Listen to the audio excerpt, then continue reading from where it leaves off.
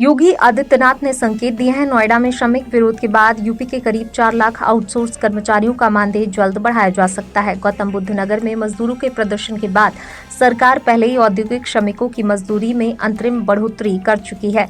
अब सरकारी विभागों में तैनात आउटसोर्स कर्मियों को भी राहत मिलने की उम्मीद है। सरकार ने पहले 4 श्रेणियों में 20,000 से 40,000 रुपए तक मानदेय तय किया था। सूत्रों के मुताबिक विधानसभा चुनाव से पहले ही ये फैसला लागू किया जा सकता है, जिससे कर्मचारियों को सीधा लाभ मिलेगा। यूपी में वाहन मालिकों के लिए नया नियम लागू हो गया है। 15 अप्रैल से बिना हाई सिक्योरिटी नंबर प्लेट वाले वाहनों की प्रदूषण जांच नहीं होगी। ऐसे में अगर वाहन में HSRP नहीं लगी और PUC भी नहीं कराया तो कुल 15,000 रुपए तक का चालान हो सकता है। प्रदेश में करीब 2 करोड़ वाहनों में अब तक HSRP नहीं लगी है। परिवहन विभाग ने साफ किया, अब पोर्टल से प्रमाण पत्र तभी जारी होगा जब वाहन में HSRP होगी। वाहन मालिकों को जल्द ऑनलाइन आवेदन कर नंबर प्लेट लगवाने की सलाह दी गई है, वरना सख्त कार्रवाई तय है। नरेंद्र मोदी का सहारनपुर दौरा इस बार पूरी तरह रणनीतिक नजर आया। पारंपरिक जनसभा से अलग वे सीधे डाटकाली टेम्पल पहुंचे और पूजा के बाद देहरादून रवाना हो गए। सहारनपुर में उनकी जनसभा का लाइव प्रसारण किया गया, जबकि योगी आदित्यनाथ ने मंच संभाला। Delhi Dehradun expressway, road show और मंदिर दर्शन के जरिए जनता से जुड़ाव दिखाया गया। विश्लेषकों के अनुसार ये दौरा यूपी और उत्तराखंड दोनों राज्यों को साधने की सियासी रणनीति का हिस्सा है, जिसमें विकास और नेतृत्व संतुलन का संदेश दिया गया।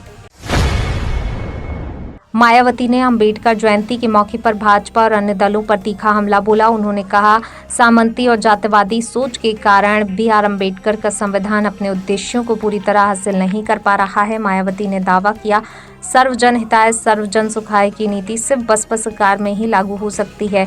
उन्होंने वंचित समाज के अधिकारों की बात करते हुए कहा, बहुजन समाज की सुरक्षा, सम्मान और विकास के लिए बसपा का सत्ता में आना जरूरी है। अखिलेश यादव ने अंबेडकर जयंती पर भाजपा सरकार पर निशाना साधते हुए कहा, संविधान ही देश की सबसे बड़ी ढाल है। BR अम्बेडकर को याद करते हुए उन्होंने कहा, सामाजिक न्याय की लड़ाई जारी रहेगी, चाहे इसमें समय लगे। अखिलेश ने आरोप लगाया, भाजपा राज में PDA वर्ग के साथ अन्याय और भेदभाव बढ़ाया। उन्होंने कहा, संविधान केवल दस्तावेज नहीं बल्कि अधिकार दिलाने वाली ताकत है और जनता ने इसे बचाने का काम किया है।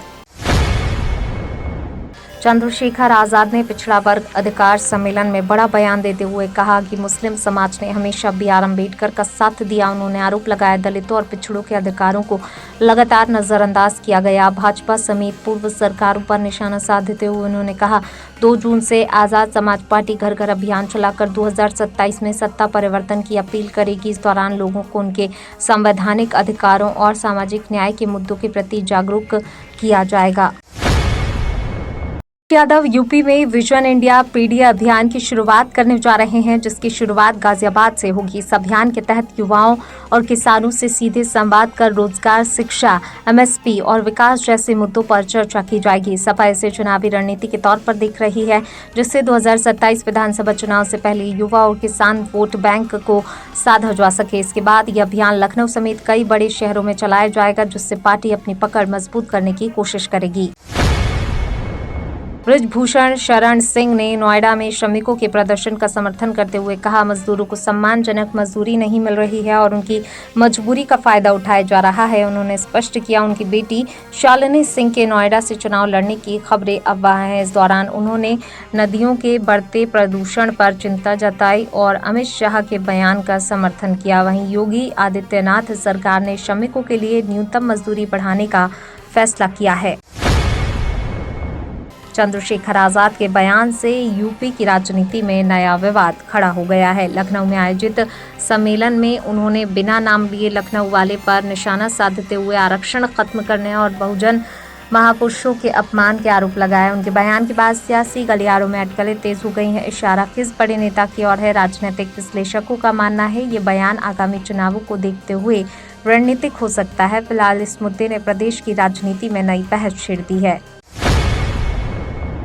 अखिलेश यादव ने नोएडा मजदूर हिंसा को लेकर योगी आदित्यनाथ सरकार पर तीखा हमला बोला। उन्होंने कहा कि ये घटना सरकार की नाकामी और इंटेलिजेंस फेल होने का नतीजा है। अखिलेश ने आरोप लगाया, मजदूरों के आंदोलन को गलत तरीके से पेश किया जा रहा है। उन्होंने CM से इस्तीफे की बात कहते हुए 2027 में बदलाव का संकेत दिया। साथ ही महंगाई, भ्रष्टाचार और ट्रिपल इंजन सरकार पर निशाना साधते हुए कहा, जनता अब जवाब देने के लिए तैयार है।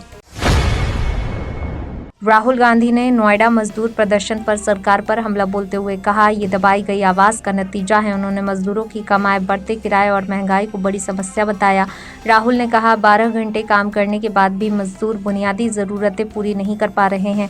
उन्होंने 20,000 रुपये न्यूनतम वेतन की मांग को जायज बताते हुए कहा कि मजदूर देश की रीढ़ हैं, लेकिन उनके साथ ही अन्याय हो रहा है और सरकार उनकी अनदेखी कर रही है।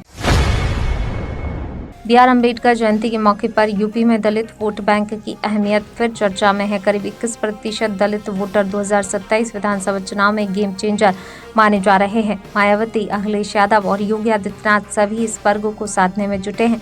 राजनीतिक विश्लेषकों के अनुसार दलित वोट का रुझान 80 से 100 सीटों को सीधे प्रभावित कर सकता है। ऐसे में जो पार्टी इस वोट बैंक को अपने पक्ष में कर लेगी, वही 2027 में सत्ता की कुर्सी तक पहुंच सकती है। 15 अप्रैल 2026 को उत्तर प्रदेश में मौसम शुष्क और गर्म रहने का अनुमान है। मेरठ, गाजियाबाद, सहारनपुर, आगरा, अलीगढ़ समेत वेस्ट यूपी के जिलों में तेज गर्मी लोगों को परेशान करेगी। तापमान 38 से 40 डिग्री सेल्सियस तक पहुंच सकता है, जबकि लू जैसे हालात भी बन सकते हैं। मौसम विभाग ने बारिश का कोई अलर्ट जारी नहीं किया है। दिन में तेज धूप और गर्म हवाओं से राहत मिलने की संभावना नहीं है, जिससे लोगों को सावधानी बरतने की सलाह दी गई है। योगी आदित्यनाथ और जयंत चौधरी के बढ़ते मंच साझा कार्यक्रमों से भाजपा रालोद गठबंधन को मजबूती मिलती दिख रही है। मुजफ्फरनगर रैली में पहली बार दोनों दलों के नेता एकजुट नजर आए। पहले जहां बागपत की रैली में कार्यकर्ताओं के बीच खटास दिखी थी, वहीं अब नेताओं में नजदीकियां बढ़ रही हैं। साथ साथ रैली में पहुंचना, विरोध की कमी इस बदलाव का संकेत है। राजनीतिक विश्लेषकों का मानना है 2027 विधानसभा चुनाव से पहले ये तालमेल गठबंधन को बड़ा फायदा पहुंचा सकता है। योगी आदित्यनाथ से मुलाकात के बाद भाजपा में मंत्रिमंडल विस्तार की चर्चा तेज हो गई है। विनोद तावड़े ने लखनऊ दौरे के दौरान कई नेताओं से बैठक कर सामाजिक समीकरणों पर मंथन किया। माना जा रहा है आगामी विधानसभा चुनाव से पहले छूटे वर्गों को प्रतिनिधित्व देने और संगठन को मजबूत करने के लिए बड़ा फैसला लिया जा सकता है। तावड़े दिल्ली लौटकर हाईकमान को रिपोर्ट सौंपेंगे, जिसके आधार पर मंत्रिमंडल विस्तार और पदों पर नियुक्तियों को अंतिम रूप दिया जाएगा। तो ये थी आज की 15 फटाफट खबरें। अगर आपको वीडियो पसंद आया तो वीडियो को लाइक, शेयर व कमेंट जरूर करें। धन्यवाद।